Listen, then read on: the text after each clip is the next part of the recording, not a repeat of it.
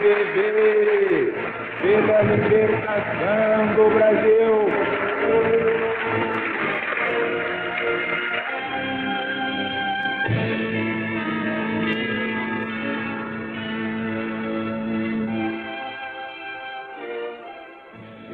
Quando eu dou este grito aqui, pela libertação do Brasil, não é no sentido em que empregam os outros. Falam em libertação pelas armas, pela violência, pela revolução. Isto não faz parte do plano divino. O homem só se liberta pelo conhecimento da verdade.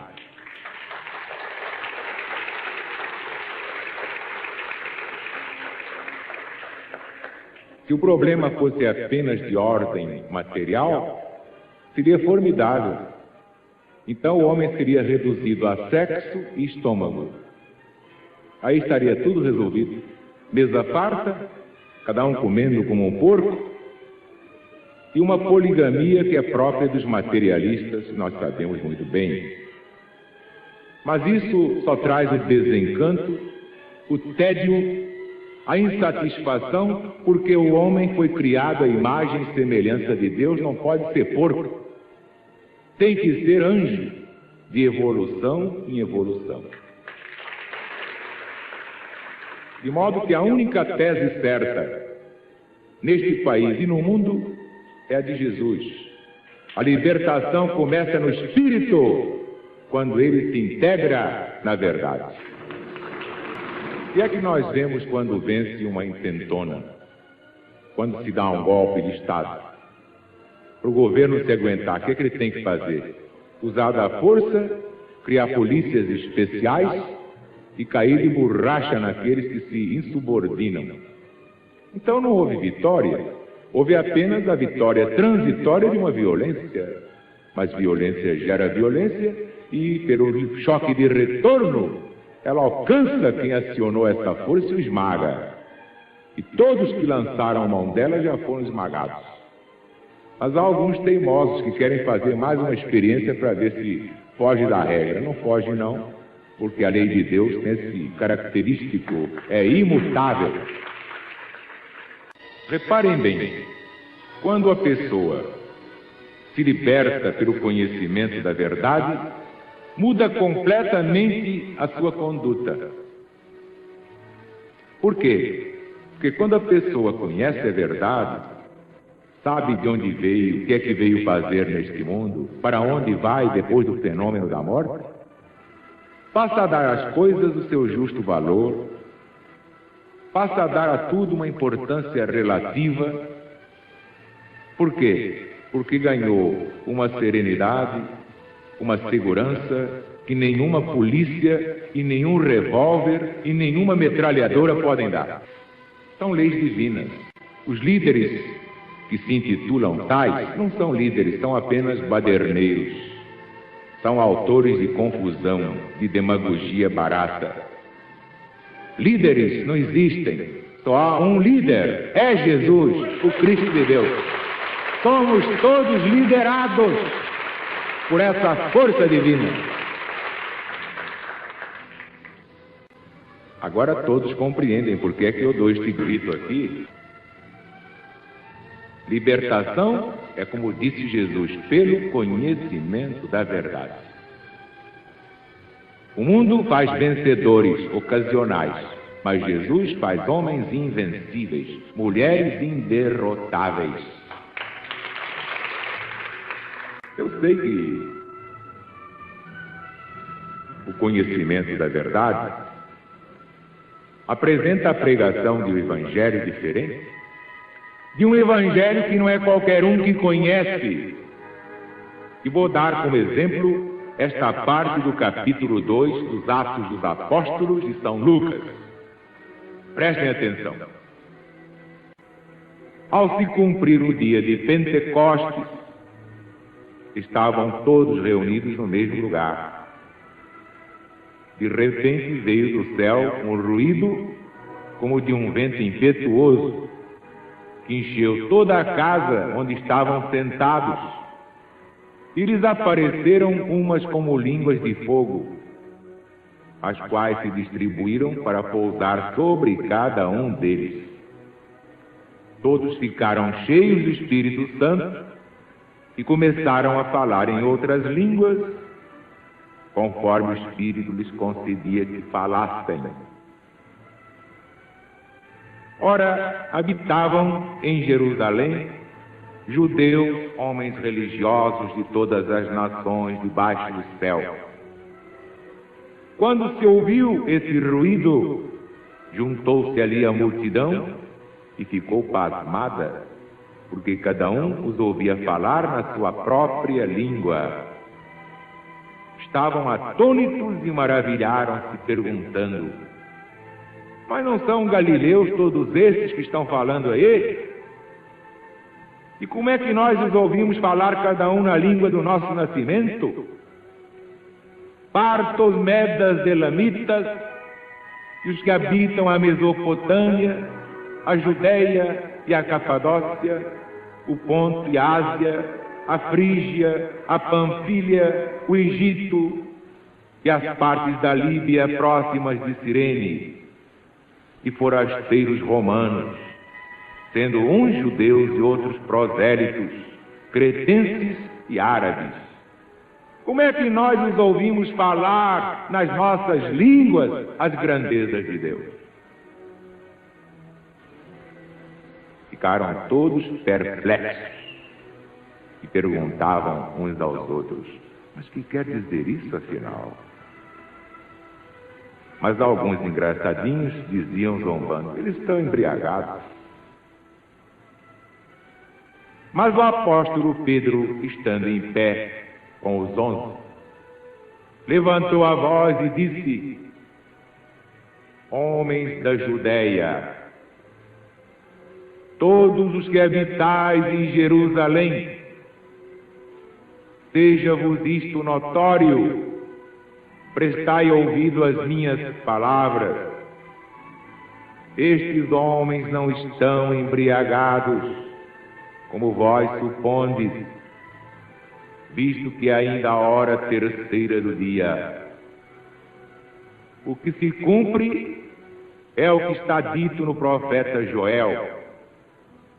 E acontecerá nos últimos dias, diz o Senhor, que eu derramarei do meu espírito sobre toda a carne. Vossos filhos e vossas filhas profetizarão. Vossos mancebos terão visões. Sonharão os vossos anciãos. Sobre os meus servos, sobre as minhas servas, derramarei do meu espírito naqueles dias e profetizarão. Mostrarei prodígios em cima do céu, sinais embaixo da terra, sangue, fogo e vapor de fumo. O sol se converterá em treva e a lua em sangue, antes que venha o grande e glorioso dia do Senhor. E acontecerá que todo aquele que evocar o nome do Senhor Jesus será salvo.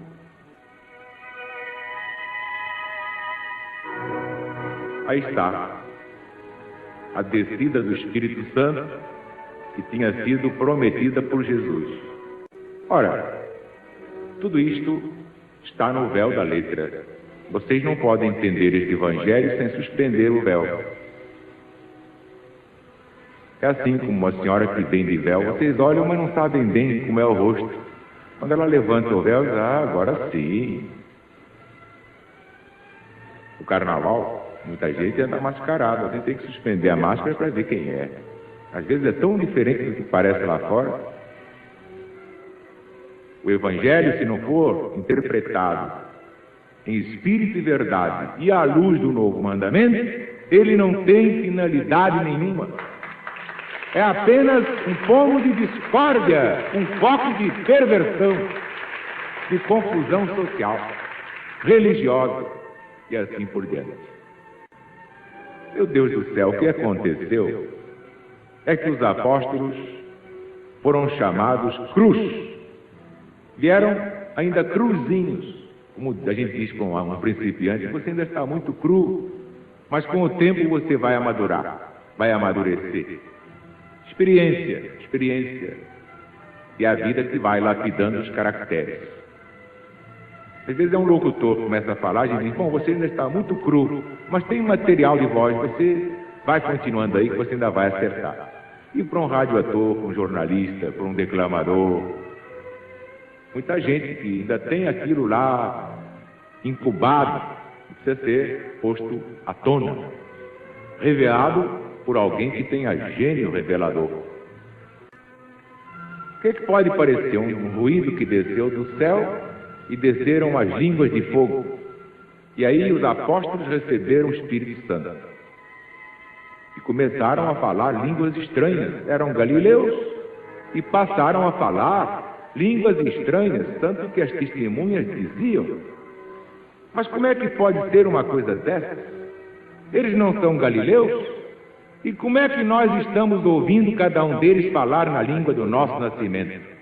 Nós que somos partos, medas, elamitas, e esses que habitam a Mesopotâmia, a Judéia, a Capadócia, o Ponto, a Ásia, a Frígia, a Panfilha, o Egito, as partes da Líbia, próximas a Cirene, e forasteiros romanos, uns judeus, outros prosélitos, cretenses e árabes. Como é que nós ouvimos falar essa gente as nossas línguas? Então os engraçadinhos daquele tempo, como há em todas as épocas, diziam, eles estão embriagados. Mas então, um homem embriagado consegue falar uma língua estranha, a do seu país? Evidentemente não. Os apóstolos foram preparados, entraram crus. Cada um deles era muito cru, mas foi sendo lapidado pelo Mestre, nas experiências que o Mestre Jesus fazia, e que eles também teriam que fazer, mas não poderiam fazer se não recebessem o Espírito Santo. Então agora que chegamos ao ponto crucial, que vem a ser Espírito Santo. Eles estavam ali, veio um ruído do céu, desceram línguas de fogo e eles começaram a falar línguas estranhas. Então vem essas fantasias aí, que o Espírito Santo é um sopro que vem lá de cima, vem do Rio Guandu, vem do Morro do Corcovado. De onde é que vem esse ruído estranho e depois essas línguas de fogo? Será do Botafogo? Evidentemente, hoje nós compreendemos isto com uma naturalidade 100%. São os próprios espíritos guias, cada um tomou o seu protegido, porque cada um era protetor. Eram espíritos já adiantados que iam trabalhar com os seus instrumentos. Todos eles receberam o seu guia espiritual, e esse é que é o Espírito Santo. Então, se o guia espiritual era francês, fala francês. Se era inglês, fala inglês. Se era alemão, fala alemão. Se era latino, falava o latim. Se era árabe, falava o árabe. Tão fácil de compreender. Vocês vejam, por exemplo, um detalhe interessante. Eu já contei aqui o caso de uma senhora empregada, uma senhora preta, que não sabia nem português, não sabia nem o idioma nacional. Pois bem, de quando em quando esta mulher caía em transe e falava em latim, e era um latim formidável. Que é isso? Espírito Santo. O que quer dizer Espírito Santo? É o Espírito que baixou nessa mulher. Houve um fato comentado de uma criança em Minas Gerais, com 5 anos falava uma língua que ninguém conhecia. Então, a família atarantada, ouvindo aquilo, ué, que há? Ou ficou maluca essa criança ou está falando uma língua. Então vamos aos professores de língua. Então foram aos professores de colégio. Francês não é, inglês não é, alemão não é. Como é que é? Não era nenhuma das línguas vivas ensinadas nas escolas. O que é que podia ser aquilo, meu Deus? Uma criança de 5 anos. Estava começando a estudar. Então se lembraram lá de um professor que sabia línguas mortas. Então foram ao professor das línguas mortas e mandaram a criança falar. A criança começou a falar. Ele disse, não é latim, não é grego e não é hebraico. Bonito, então o que diabo é? Até que um dia, viajando por aquela localidade, um professor de línguas antigas, super mortas, foi dado ao pai da criança este presente régio. Este homem ouvir o seu filhinho de 5 anos. Naquela língua estapafúrdia. E o homem ficou arrepiado, porque o menino estava falando o hebraico do tempo de Moisés, que hoje não se fala mais. E o que se fala aí é Yiddish. É o judeu moderno, como o grego moderno, mas não é o grego antigo, não é o hebraico antigo. O primitivo não era aquele hebraico do tempo de Moisés. Ora, agora vocês me digam aqui uma coisa. O menino não tinha estudado. Estava começando o beabá, digamos assim. Como é que esse menino podia falar uma língua tão antiga, que só se falava no tempo de Moisés? Evidentemente é o Espírito Santo.